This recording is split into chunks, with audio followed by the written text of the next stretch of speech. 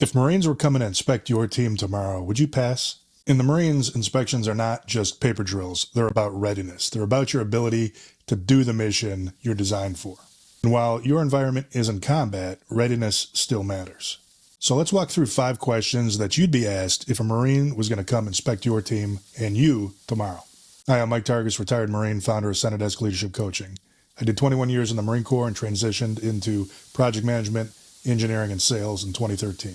So I've seen both sides, military and civilian. And this channel is about leading the team you have, not the team you wish you had. So let's dive in. Marine Corps inspection of you and your team. Question number 1. How many people do you have? This is the most basic question. I've been asked it about 50 million times when I was in during an inspection. You have to know how many people you have in your team, whether it's 5, 1, 50, or 550. You don't have to know everybody by name when you get up to those numbers, but you got to know how many people can do the job, how many people are what we would call effective. In the Marines, how many people are deployable. So if you had to go overseas tomorrow, how many people could go? Who's sick? Who's injured? Who is missing qualifications to do their job?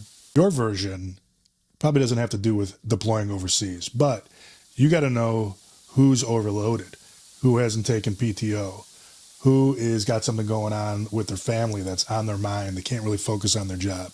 Am I relying on a single point of failure? Do I have roles where there's only one person that knows how to do the job? I got to get some redundancy in there. If a key player quits tomorrow, does the whole team go to shit, or do I have a backup plan? That's your version of how many people do I have. In the Marines, we still walk around with 3x5 cards with little notes on how many people were here, there, or wherever. You got to have some kind of version of that, some sort of accountability of your team so that you know who's where, who can do the job when asked. And most leaders probably know their org chart pretty well, particularly their boss, but they don't know the readiness of their team. And if people are your capacity, then your equipment or your assets, that's your real leverage to get the job done. So question number 2 is, how much of your major equipment is operational? In an infantry company, it's your machine guns or your mortars, it's your heavier weapon systems, or it could be your night vision devices, your optics. It's going to be your radios. How's your communication gear? Can you talk to the people around you that you need to? You have a couple vehicles, how are those looking? If you go to the next level up, a battalion, you get 50 vehicles. And if 25 of them don't start and can't make it out of the motor pool, you're half as mobile, half as able to do the job in a lot of ways. And if your equipment doesn't work, then your plans really, they're nothing. They're like a fictional story. And not only that, but your boss is going to be looking at you. And if you can't even take care of your stuff, how are you going to take care of the people in your team? How are you going to get the mission done with those people?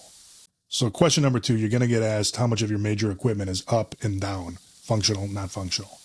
Your version might be like your IT assets, cybersecurity. People use their computers throughout the day without losing big chunks of time because they're always going down. What's the help desk situation? That'd be a good place to find out. You inspect them. How many trouble calls are coming in? Customer relationship management, your CRM. When's the last time you updated that? How fresh is the data in your CRM? How able are you to reach out to contact potential customers or recurring customers? You're in a factory. Are your machines up, calibrated? Does your CNC work? These are your version of the major equipment. Is it up or down? You probably don't have to worry about weapons, but you have to worry about those things. Like I said, if your equipment doesn't work, then your plans are just not going to happen. But not only that, your people are going to be under constant stress. There's nothing more frustrating than a computer that doesn't work. You have a fleet, you have company vehicles, your field guys, they can't get out to their job sites. So now you have your people squared away. We know about your equipment. Now, how clear is everybody on the mission of the team? That's your 3rd question. What is the mission? And the way a Marine would find out whether or not your team knows the mission is they would go ask other people. If I ask 5 people in your team, what are you supposed to be doing? What's the most important thing you're working on right now as a team? Ideally, you get 1 answer, not 5. In Afghanistan, I was a battalion commander. I had 1,000 guys spread out over hundreds of miles.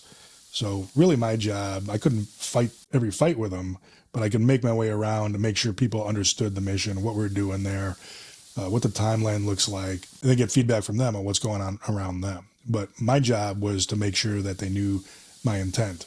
Why are things important? And then what does success look like in the end? And if you read about it, read about how much confusion impacts organizations. Your organization may be one of them. 2/3 of organizations, the people in them, They don't understand how their work pertains to the larger goal of the team. Only 1 in 3 does. And that's something you can directly influence. You make your way around. What's the number one priority for the week? What's our goal for the week? How many units do we have to ship? How many customers do we need to reach out to? Do people know what you don't want them to do? How about change management? You got to make sure that that information, the changes are going down, they're being adopted. People understand why they're important. You got to hear them out on why they're complaining about them, because people complain about change, don't want change. You got to hear that. You got to make your way around. You got to smooth all that out and make sure everybody's talking and understands what's going on around them. And then when people understand what's going on around them, then they know how to ask for help too. And that's when you make yourself present, when you're there around your people, you get that kind of feedback that you can take action on and help everybody out. And the thing is, people can feel pretty productive. They're busy, they're working on a lot of what they think is good stuff, but the problem is it's not all synchronized and aimed at a common goal. That's your job.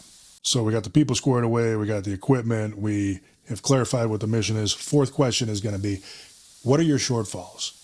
Every good leader always has in their back pocket a request for support or something additional that would help the team do their job a little better. Now that's different than complaining about things you don't have or making excuses for not getting work done. But you always want to have ready to go if you're asked, hey, what would help your team do the job a little bit better? You want to have a good, thoughtful answer ready to go on that. In Iraq in 2004, I was a battalion XO, and armored Hummers or Humvees were just starting to be fielded in the Marine Corps and the Army. Only problem was there was IEDs in our first half of our deployment to Ramadi every day, multiple IEDs. I wrote down at one point we had 15 go off in one day. But we didn't have our full complement of armored Humvees. We had Humvees with sheets of steel welded to the side. Guys were driving around, driving through IEDs, getting shot at, and they didn't have the right equipment. So part of my job was to go up to the division headquarters who was overseeing the fielding of these things. And I remember I had a piece of paper that showed how many armored Humvees were in each company. We have 5 companies in the battalion, and we make sure we get these things in and we farm them out. But the other problem was as soon as we would get these Humvees down to the companies, they'd get damaged by IEDs and get twisted up and blown up and that kind of thing. But the point is, I didn't just wait for our Humvees to show up at our doorstep. I made several trips to division headquarters, Blue Diamond, to go talk to the supply leaders, make sure they knew our situation, see what the forecast was for getting new equipment. And I have to say, I think it helped. And if nothing else, I really noticed a different tone from emails talking about the situation compared to when I would go and really talk to the people that were making these decisions. Not asking for, well, I guess I was asking for favors a little bit, but I didn't get the feeling that they were giving us favors. It's just that it helped. So you got to be proactive. You got to go after the things that your team really needs to get the job done. You got to be aware of your budget constraints. And then if you had another 10% or 20% added to your budget, what would you do with it? How would it help the team achieve the goals faster or in a more complete manner, something like that? You want to have the kind of the results ready to go too. Maybe you have a skill gap. You need a Lean Six Sigma person and make your team that much more efficient, really boost up the team. Or maybe there's processes that don't work. Focus on this thing, get it sorted out, get it decided, and implement it. It's really going to save us a lot of time. That's an example of something like not material that you're going to get, but it might be something that you can just get leadership focus on to get it decided and put in action. Because if you just keep your shortfalls to yourself, or probably what a lot of leaders do, they just don't think of it. They're not proactive. They don't have them ready to go. So then when you're asked, it's like, oh, no, everything's fine. That's not how you want to be. You want to have that ready to go so you can really help out your people. Escalating things intelligently. So we got the people, we got the equipment, we got the mission, the clarity in the mission, and now we've got the shortfalls ready to go and to communicate. Last question is, who's going to take charge if you go down? So say something happens to you, God forbid you get in an accident or something, you can't come to work, who can take over for you? Or the other people, the key people in your team, do you have roles with a single point of failure where if that person goes down, then everything stops? You can't have that. So the Marine Corps, it's obvious. People get killed, they get wounded, they can't deploy, and somebody's got to step up. And that's kind of built into the culture, is people's willingness to do that. You want to have in mind who could back you up if you just couldn't come into work tomorrow. And the key leaders or the key skills people in your team, Do you have backup people for those people already identified? That's something that a Marine would ask you, what happens if you're out? That could be a succession plan, or it could be just kind of a hasty succession, like a temporary succession or a backup. Because one of your main things you're bringing as the leader to the team is an appreciation for chaos, and that chaos is the normal state. Even if everybody else is totally relaxed, you got to be expecting that and be expected to operate with limited information, with friction, things working against you. That's normal. So let's review. How do we put all of this into action tomorrow? Number one, how many people are on your team? Know who your people are, know about them, spend time with them, get to know them, know if they can do their job, know if they can't do their job and why. And if they can't do their job, when are they coming back into full duty? How many people do you have? The basics of accountability, people. Number two, equipment readiness, asset readiness.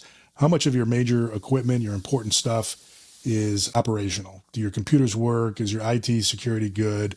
Do people's vehicles, can they get where they're going? Credit cards, do those work? Are there problems with that? How much of your major equipment, major assets are ready to go? Number three, clarity of the mission. Do people understand what needs to be done? But more importantly, do they understand why? Do they know the intent? If the what is overcome by events, do they understand the why well enough and what they do to adapt and to keep moving forward? Shortfalls, have a feel for anything. If you had opportunity to get something that would help the team, do you know what that is? What effect it would have? Could you be convincing if somebody was willing to support you with that? And then the last one, succession, depth in the team. If you go down, if you can't perform anymore, if you've got key people on your team who can't perform, can't do their job anymore, who are the people that are going to step up? Are they ready to go? Do they know that they're that person? So you're not going to probably get inspected by a Marine this week, tomorrow, whatever. Environment in that regard is a little bit different. But the situations and the reasons for maintaining a high state of readiness are the same. People are relying on you to get the job done. You don't exist. You don't have a job because success is inevitable. You're there to make sure things do happen, and you get the whole team moving in the right direction, the same direction, to achieve a common goal. And that's it. Hope you enjoyed this video. If it made you think a little bit differently about how you lead, consider liking, subscribe, and sharing with somebody. Because on this channel, we're going to focus on the real skills that you need to lead the team you have today.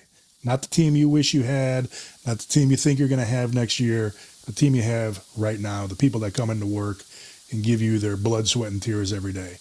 How to be the better leader for them.